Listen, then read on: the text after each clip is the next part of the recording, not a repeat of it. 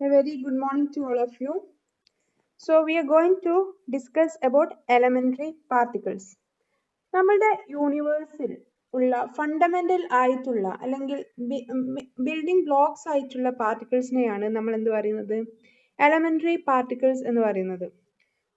By different types of accelerators, around 200 types of elementary particles are discovered. നമ്മൾ കഴിഞ്ഞ ക്ലാസ്സിൽ സൂചിപ്പിച്ചിരുന്നു അല്ലേ? ലാർജ് ഹാഡ്രൺ കൊളൈഡർ സേൺ സ്വിറ്റ്സർലാൻഡിൽ നടന്ന ഒരു എക്സ്പെരിമെന്റ് ലാർജ് ഹാഡ്രൺ കൊളൈഡർ വഴി ബോസോൺ എന്നുള്ള പാർട്ടിക്കിളിനുള്ള സെർച്ച് ആയിരുന്നു അവിടെ നടക്കുന്നത്, അല്ലെങ്കിൽ ഗോഡ്സ് പാർട്ടിക്കിൾ. അതേപോലെ about 200 elementary particles are known to us through different types of accelerators. നമുക്ക് അറിയാവുന്ന elementary particles ആണ് ഇലക്ട്രോൺ, പ്രോട്ടോൺ, ന്യൂട്രോൺ ഒക്കെ അല്ലെങ്കിൽ ന്യൂട്രിനോ ഒക്കെ elementary particlesന് എക്സാമ്പിൾ ആണ്. Now, what are the properties of these elementary particles? The main important property of elementary particles are they have mass, അവർക്ക് mass ഉണ്ട്, they have charge, അവർക്ക് charge ഉണ്ട്, അതുപോലെ തന്നെ they have spin. Okay, let's take the elementary particle electron എന്ന ഒരു elementary particle നെ നമ്മൾ consider ചെയ്യുകയാണെങ്കിൽ what is the mass of electron? It is 9.11 into 10 raised to minus 31 kilogram. What is the charge of an electron? It is minus 1.6 into 10 raised to minus 19 coulomb. What is the spin of an electron? It is plus half, അല്ലെങ്കിൽ half integer spin ആണ് നമുക്ക് ഒരു ഇലക്ട്രോണിനുള്ളത്. അതുപോലെ നമുക്കറിയാവുന്ന പ്രോട്ടോണിന് ഒരു particular mass ഉണ്ട്. Proton has a positive charge. Proton also have half integer spin. So whatever the elementary particles, ഏതൊരു elementary particle എടുക്കുകയാണെങ്കിൽ they have mass, charge and spin. The other examples for elementary particles are electrons are example for elementary particle, photons are example for elementary particle, gravitons gravitational field ഉണ്ടാവാൻ കാരണമുള്ള elementary particle ആണ് graviton എന്ന് പറയുന്നത്, protons, neutrons, hyperons, pions, kaons, അതുപോലെ തന്നെ sigma, സൈ, cascade, അങ്ങനെ ഒരുപാട് elementary particles ഉണ്ട്. Okay, so these are some of the important examples for elementary particles. ഇത് നമുക്ക് എപ്പോഴും മനസ്സിൽ ഓർമ്മ വേണം. Electrons, photons, gravitons, protons, neutrons, hyperons, pions, kaons. ഇനി നമുക്ക് ഈ elementary particleനെ we can classify them into two important classification based on their spin. അവരുടെ സ്പിൻ അനുസരിച്ച് നമുക്ക് elementary particleനെ ബോസോൺ ആയിട്ടും അതുപോലെ തന്നെ ഫെർമിയോൺ ആയിട്ടും ക്ലാസിഫൈ ചെയ്യാൻ കഴിയും. Okay, so what are bosons അല്ലെങ്കിൽ വാട്ട് ആർ ഫെർമിയോൺസ്? ബോസോൺ എന്ന് പറഞ്ഞാൽ these are elementary particles which have integer spin. integer spin ഉള്ള h cut അല്ലെങ്കിൽ 2h cut 3h cut ഇങ്ങനെ integer spin ഉള്ള elementary particlesനെയാണ് നമ്മൾ ബോസോൺസ് എന്ന് പറയുക. We call these particles as bosons. അപ്പം ബോസോൺസ് എന്ന് പറഞ്ഞാൽ എന്താണ്? Bosons are particles having an integral spin ഉള്ള elementary particles ആണ് എന്ത്? ബോസോൺസ് എന്ന് പറയുന്നത്. അപ്പം ഈ രണ്ട് നമ്മൾ ഇൻട്രിൻസിക് സ്പിൻ അനുസരിച്ചിട്ടാണ് അവരുടെ സ്പിന്ന് നോക്കിയിട്ടാണ് നമ്മൾ ഇവിടെ ക്ലാസിഫിക്കേഷൻ നടത്തിയത്. ബോസോൺസും അതുപോലെ തന്നെ ഫെർമിയോൺസും ആണ് ഇവിടെയുള്ള ക്ലാസിഫിക്കേഷൻ എന്ന് പറയുന്നത്. ബോസോൺസ് എന്ന് പറയുന്നത് they have integer spin. അപ്പം the statistics which obey bosons obey ചെയ്യുന്ന സ്റ്റാറ്റിസ്റ്റിക്സിനെയാണ് ബോസ്-ഐൻസ്റ്റീൻ സ്റ്റാറ്റിസ്റ്റിക്സ് എന്ന് പറയാം. ഇനി വാട്ട് ആർ ഫെർമിയോൺസ്? ഫെർമിയോൺസ് എന്ന് പറഞ്ഞാൽ these are half integer spin particles. അതായത് അവർക്ക് ആംഗുലാർ മൊമെന്റം ഉണ്ട്. ഇവിടെ ആംഗുലാർ മൊമെന്റം എന്ന് പറയുന്നത് ഹാഫ് ഇന്റീഗ്രൽ സ്പിൻ ആയിരിക്കും. Half h cut 3/2 h cut അല്ലെങ്കിൽ ഹാഫ് ഇന്റീജർ സ്പിൻ ആയിട്ടുള്ള elementary particlesനെയാണ് നമ്മൾ ഫെർമിയോൺസ് എന്ന് പറയാം.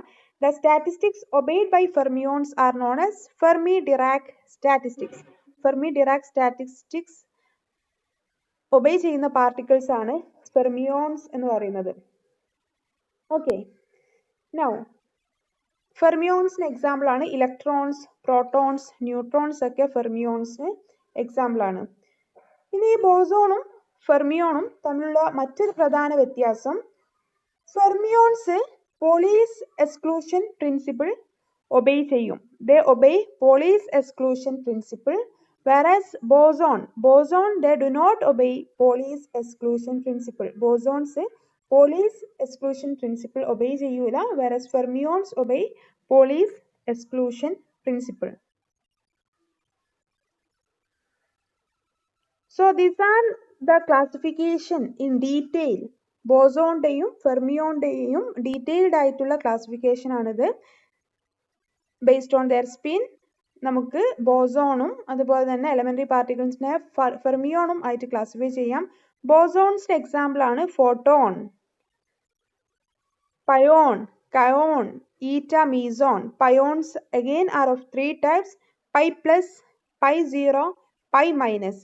Kaons again are of four types: k plus, kaon minus, kaon 0, k bar 0, kaon neutrino. Okay, fermions we can split or we can classify again as leptons and baryons. ലെപ്റ്റോൺസും ബാരിയോൺസും ആയിട്ട് നമുക്ക് ഫെർമിയോണിനെ classify ചെയ്യാം. ലെപ്റ്റോണിന് example ആണ് electron, positron, muon, mu minus, mu plus, neutrino, anti neutrino എന്തിന് example ആണ്? ലെപ്റ്റോൺസിന് എക്സാമ്പിൾ ആണ്. ബാരിയോൺസിന് എക്സാമ്പിൾ ആണ് proton, anti proton, neutron, anti neutron, hyperon. Hyperon again are of four types: lambda, sigma, psi, omega.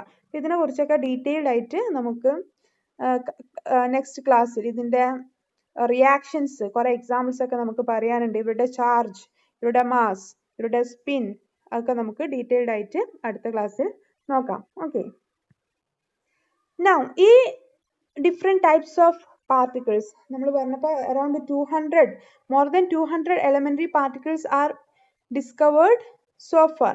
ഈ elementary particles ഒക്കെ mainly 4 interaction അല്ലെങ്കിൽ 4 types of forces ആണ് അവർക്ക് ഇടയിൽ തമ്മിലുള്ളത്.